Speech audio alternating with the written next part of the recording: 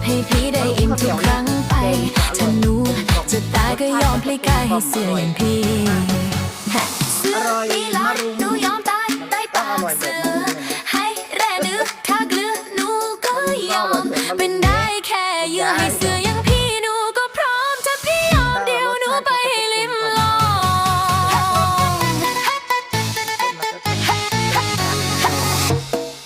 ถ้าพี่เป็นเสือจะยอมเป็นเหยื่อให้พี่กินให้พี่ใช้ลิ้นเคี้ยวฟันให้ถึงใจหนูจะยอมเจ็บให้พี่ได้อิ่มทุกครั้งไปถ้าหนู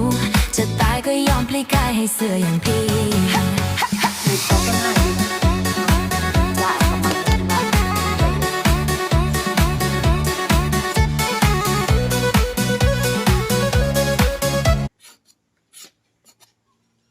ข้าวเหนียวจ้าค่ะ